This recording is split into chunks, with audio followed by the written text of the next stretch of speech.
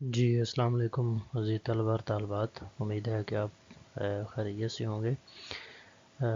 بیٹے ہم نے نظم نمبر 4 جماعت ہم غزل نمبر 4 جماعت ہم جو ہے سٹارٹ کی تھی غدا جعفری کی۔ تو پچھلے لیکچر میں اس کے پہلے 2 اشعار ہوئے تھے، آج ہم اس کا شعر نمبر 3 اور شعر نمبر 4 کریں گے۔ تو غزل کا مطلب تھا کہ یہ فخر تو حاصل ہے، برے ہیں کہ بھلے ہیں، 2 4 قدم ہم بھی تیرے ساتھ چلے ہیں۔ تو اس کا تیسرا شعر ہے جو کہ ہم پڑھنے جا رہے ہیں۔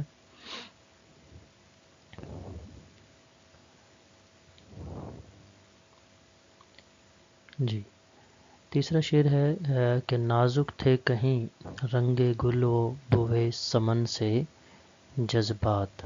کے آداب کے سانچے میں ڈلے ہیں۔ اس میں جو مشکل الفاظ ہیں وہ ذرا دیکھیں۔ نازک معنی معمولی کہہ سکتے ہیں، لیکن نازک ہی استعمال ہوتا ہے، لفظ مشکل نہیں ہے۔ رنگ گل و بوئے سمن، واو بھی پڑھ سکتے ہیں یا پھر رنگ گل و بوئے سمن، مطلب سمن کہتے ہیں چنبیلی کو، ٹھیک ہے، چنبیلی جیسمین جو ہوتی ہے اس کو کہتے ہیں، ہمارا قومی پھول بھی ہے جیسمین۔ تو یعنی جیسمین کے پھول کی بو، خوشبو سے بھی زیادہ نازک جذبات، کے آداب کے سانچے میں ڈھلے ہیں۔ آداب ادب کی جمع، آداب سانچہ کہتے ہیں جو ہے وہ ڈھانچہ، نمونہ، ٹھیک ہے۔ ڈھلنا کا مطلب ہوتا ہے قربان ہونا، لیکن ویسے ڈھلنا تو ہوتا ہے نا کہ غروب ہو جانا یا ختم ہو جانا، ٹھیک ہے، یا کم ہو جانا، لیکن یہاں مراد یہ ہے کہ قربان ہوئے ہیں، ختم ہوئے ہیں، مراد یہ ہے۔ تو لفظی مفہوم اس کا مفہوم کیا ہے کہ ہم نے پھول کے رنگ اور خوشبو سے بھی نازک جذبات محبوب کے احترام پر قربان کر دیے۔ اس میں اہم نکات ہیں جی، لطیف جذبات، پھول کی رنگت و خوشبو، آداب کے سانچے، ٹھیک ہے۔ تو شاعرہ عدا جعفری جو کہ اردو زبان و ادب، شعر و شاعری کی ایک جو ہے وہ معروف شاعرہ کے نام سے جو ہے وہ مشہور ہیں، یہاں انہوں نے جو ہے وہ انسانی جذبات جو کہ انتہائی نازک اور لطیف جذبات ہوتے ہیں، ان کا جو ہے وہ ذکر کیا ہے، اور ان کے جو ہے وہ نازک پن کی جو ہے وہ انہوں نے یہاں بات کی ہے۔ شاعرہ کہتی ہیں کہ ہمارے دل میں موجود جو جذبات تھے، جو خیالات تھے یا جو فیلنگز تھیں، ٹھیک ہے، جو ایموشنز تھے، جو جذبات تھے، وہ چنبیلی کے پھول کے رنگ اور اس کی خوشبو سے بھی زیادہ نازک تھے۔ مطلب کیا ہے کہ جس طرح چنبیلی کا پھول جو ہے اس کی پتیوں کو اگر مسل دیا جائے تو وہ ختم ہو جاتی ہیں، اسی طرح ان کا وجود تقریباً ختم ہو جاتا ہے، لیکن اس کے بعد اس کی جو خوشبو ہے وہ دکھائی نہیں دیتی، لیکن وہ نظر بھی نہیں آتی، لیکن وہ اپنی موجودگی کا احساس دیتی ہے۔ یعنی کہ پھول کا رنگ اور اس کی خوشبو دونوں بہت ہی لطیف نازک جو ہے وہ چیزیں ہیں، لیکن شاعرہ کہتی ہیں کہ ہمارے جو جذبات تھے، جو کہ ہم نے اپنے محبوب کے لیے اپنے دل میں پال رکھے تھے، وہ جذبات محبت کے بھی ہو سکتے ہیں، وہ جذبات احترام، عزت، ہمدردی، مروت، لحاظ کے بھی ہو سکتے ہیں، لیکن یہاں چونکہ انہوں نے آداب کا لفظ استعمال کیا تو مطلب ہے کہ وہ عزت اور احترام کے تھے، ٹھیک ہے۔ تو چونکہ محبت جو ہے وہ عزت اور احترام کا رشتہ ہے، تو یہ جو ہے وہ عزت اور احترام اگر نہ ہو تو محبت جو ہے وہ کبھی بھی پروان نہیں چڑھتی، نہ ہی جو ہے وہ محبت کے جذبات جو ہیں وہ کبھی مکمل ہوتے ہیں۔ اس لیے جو ہے شاعرہ نے بھی بنیادی بات اس میں یہی کی کہ ہمارے جو جذبات تھے وہ چنبیلی کے پھول کی خوشبو اور اس کی رنگت سے بھی زیادہ نازک تھے، لیکن ہم نے وہ محبوب کی عزت، اس کے احترام، اس کی قدر، اس کی عظمت پر قربان کر دیے۔ جس طرح میں نے پہلے کہا کہ محبت جو ہے اس میں جو ہے وہ اگر عزت اور احترام کا عنصر جو ہے یا پہلو نکال دیا جائے تو وہ محبت نہیں، ہوس باقی بچتی ہے۔ تو لطیف احساسات اور جذبات جو ہے محبت جیسے ایک انمول اور پاکیزہ رشتے کا خاصہ ہوتے ہیں۔ اس لیے اقبال نے کہا تھا کہ خاموش دل بھری محفل میں چلانا نہیں اچھا، ادب پہلا کرینہ ہے محبت کے کرینوں میں۔ یہاں شاعرہ نے بھی وہی بات کی ہے۔ وہ کہتی ہیں کہ ہم نے اپنے دل میں محبوب کے لیے بہت سے جو ہے وہ حسین خواب جو ہے وہ یا بہت سے حسین جذبات اپنے دل میں بسا رکھے تھے، کیونکہ ہر انسان کے دل میں خواہشوں کا، حسرتوں کا، خوبصورت تمناؤں کا ایک شیش محل ہوتا ہے جس کو وہ دن رات جو ہے وہ سنوارتا رہتا ہے، اور وہ شیش محل جو ہے وہ کسی کی چاہت، کسی کی محبت، کسی کی عقیدت میں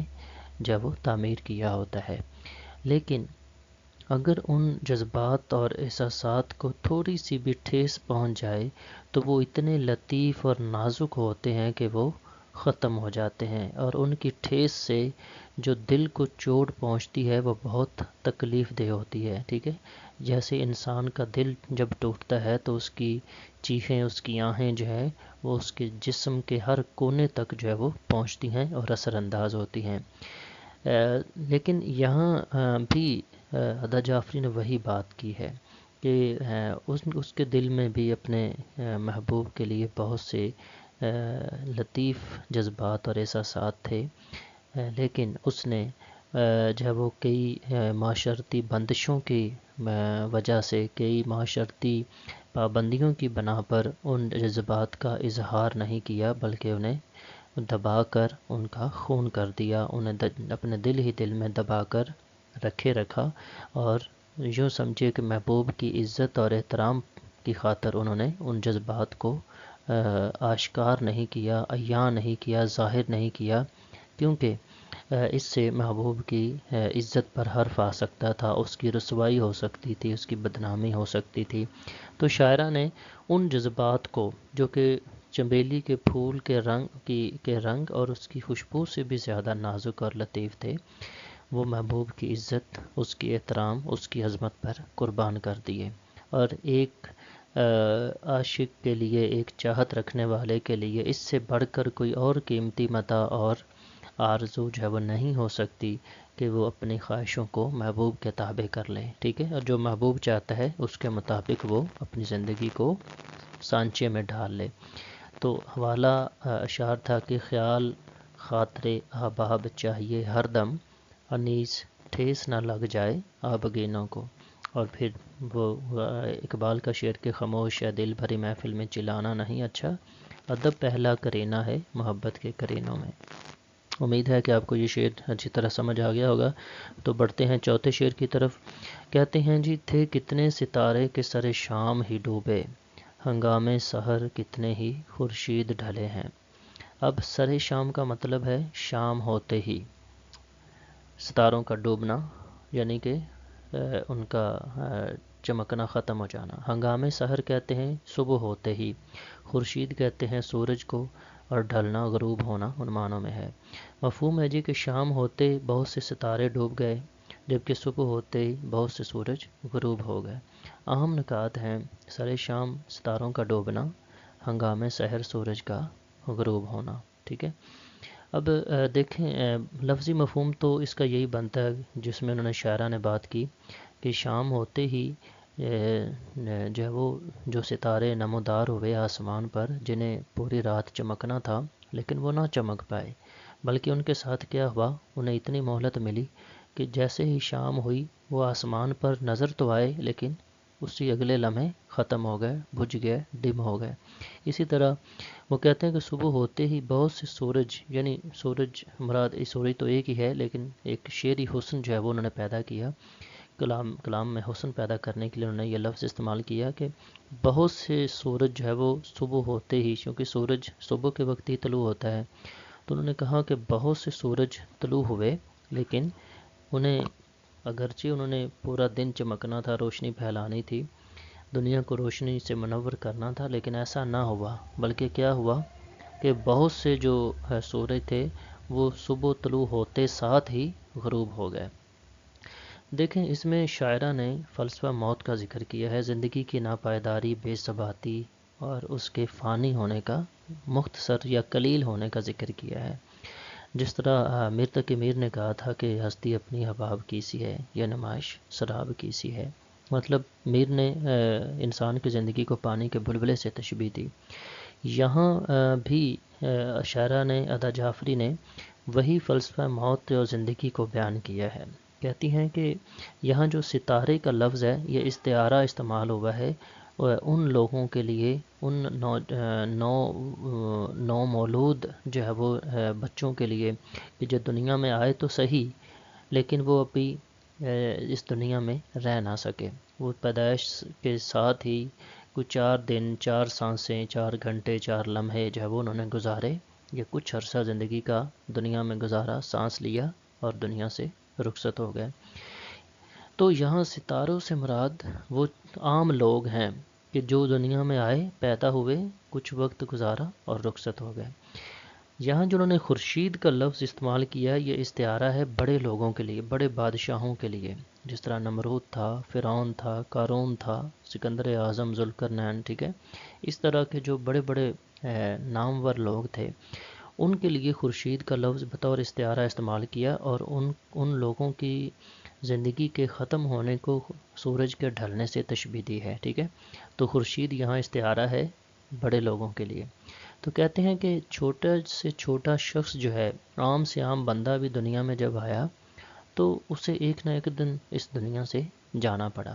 ٹھیک ہے۔ بلکہ بہت سے لوگ تو ایسے ہی تھے کہ جنہیں دنیا میں چند سانسیں جو ہے وہ لینا نصیب ہوئیں اور وہ اگلے لمحے اس دنیا سے رخصت ہو گئے۔ جبکہ کچھ لوگ جو تھے وہ بڑے بڑے خواب لے کر اس دنیا میں آئے، انہوں نے کہا کہ ہم نعوذ باللہ اس دنیا کے خدا ہیں، انہوں نے اپنے آپ کو خدا کہلوایا بھی، نمرود، فرعون، قارون جیسے لوگ جو تھے، لیکن وہ لوگ بھی اس دنیا سے چلے گئے، ٹھیک ہے۔ جیسے وہ ایک شاعر نے کہا تھا کہ مٹے نامیوں کے نشاں کیسے کیسے، زمیں کھا گئی آسماں کیسے کیسے، ٹھیک ہے، یا ہوئے نامور بے نشاں کیسے کیسے، زمیں کھا گئی آسماں کیسے کیسے۔ تو مطلب یہ ہے کہ شاعرہ کہتی ہیں کہ عام سے عام بندہ جو کہ زندگی لے کر آئے دنیا میں، اسے بھی ایک نہ ایک دن جانا ہے۔ بہت سے لوگ جنہیں آ کر اس دنیا کی بھاگ ڈور سنبھالنا تھی، جنہیں یہ زوم تھا کہ دنیا ان کے دم سے ہے اور ان کے بغیر نہیں چلے گی، اور وہ بڑے 30 مار خان تھے، اور ان کی غیر موجودگی میں بھی اب دنیا چل رہی ہے، تو وہ کہتی ہیں کہ یہ دنیا عارضی ہے، اس دنیا کی زندگی عارضی ہے، اسے فنا ہونا ہے، ختم ہونے والی ہے، ناپائیدار ہے۔ اس لیے جو ہے وہ ہمیں چاہیے کہ اس پیغام پر، اس دنیا سے لوگوں کے صبح و شام رخصت ہونے پر جو ہے وہ غور کریں اور اس کی حقیقت کو پہچانیں۔ تو آج کے لیے بیٹے یہ 2 اشعار ہی تھے۔ اگلے لیکچر میں انشاءاللہ اگلے 2 اشعار ہوں گے تاکہ آپ کو سننے میں اور اس کو لکھنے میں، سمجھنے میں بھی آسانی ہو اور آپ کا وقت بھی کم لگے۔ اگلے 2 اشعار انشاءاللہ اگلے ویڈیو میں آئیں گے۔ اپنا خیال رکھیے گا۔ اللہ حافظ۔